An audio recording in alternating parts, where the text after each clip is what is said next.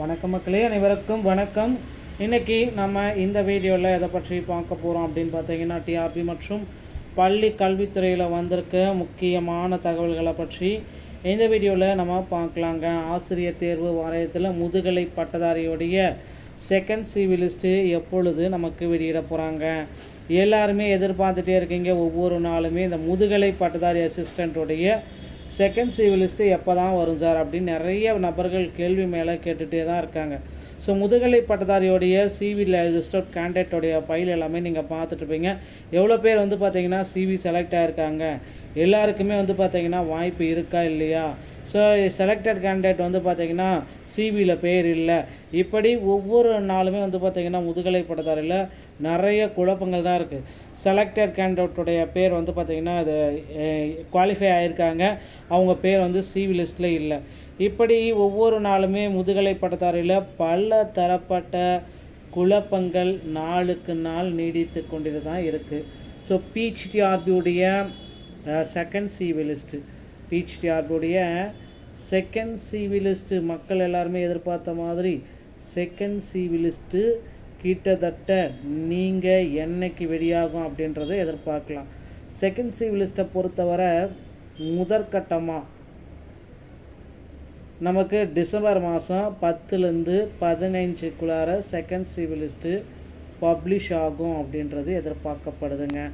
முதற்கட்டமாக second CV list 10 to 15க்குள்ளார வெளியாகும். ஓகேங்களா?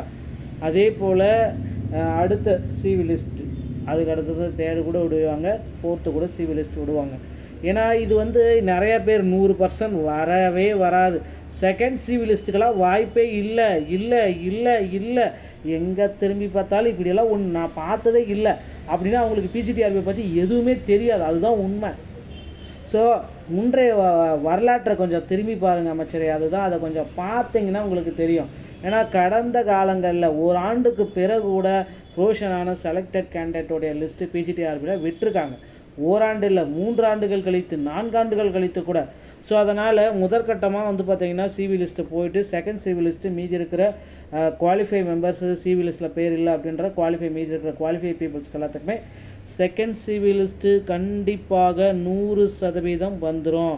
முதுகலை பட்டதாரியோடைய சிவி செல்பவர்களே கவனத்தோடு இருங்க. சிவி செல்ல என்னென்ன டாக்குமெண்ட் தேவை அப்படின்றது எல்லாமே நான் உங்களுக்கு தெளிவாக சொல்லியிருக்கேன்.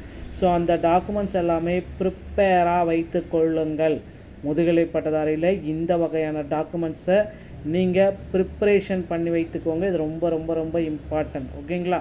ஸோ முதுகலை பட்டதாரியில் இந்த டாக்குமெண்ட்ஸ் எல்லாமே இல்லை அப்படின்னா நிராகரிக்கப்படுவீர்கள். என்னென்ன டாக்குமெண்ட் எடுத்துகிட்டு போகணும், எந்த டைமில் எடுத்துகிட்டு போகணும் அப்படின்றது எல்லாமே நம்ம முந்தைய வீடியோக்கள் இருக்குது, நீங்கள் செக் பண்ணிக்கோங்க. அடுத்து முதுகலை பட்டதாரியுடைய வேக்கன்சிஸ். ஸோ இறுதியாக நம்ம வரது பார்க்குறது அப்படின்னா பிஹெச்டிஆர்பியில் 1996 ப்ளஸ் பார்த்திங்கன்னா ஒரு 1500 வேக்கன்சிஸ் பார்த்திங்கன்னா கூடுதலாக என்கேஜ் பண்ணுவோம் அப்படின்னு சொல்லியிருக்காங்க. ஸோ கண்டிப்பாக 1996லேருந்து ஒரு 1000லேருந்து 1500 வேக்கன்சிஸ் பக்கம் நமக்கு மாற்றப்படும் பொழுது 1500 2800 பக்கம் வேக்கன்சிஸ் நமக்கு கிடைக்கும் என்று எதிர்பார்க்கப்படுகிறது மக்களே. இதுதான் நம்மளுடைய முதுகலை பட்டதாரியில் இருக்கிற வேக்கன்சிஸ் பட்டியல். வேக்கன்சிஸ் நிச்சயமாக உயர்த்த போகிறாங்க, ரெடி ஆகிக்கோங்க. ஸோ அதுக்கு அடுத்து பார்த்திங்கன்னா டிஆர்பியில் இந்த தகவல்கள் எல்லாமே உங்களுக்கு ரொம்ப ரொம்ப பயனுள்ளதாக இருக்கும் அப்படின்ட்டு நான் நம்புகிறேன். மீண்டும் ஒரு நல்ல தகவலோடு நான் உங்களை சந்திக்கிறேன். நன்றி, வணக்கம், தேங்க்யூ.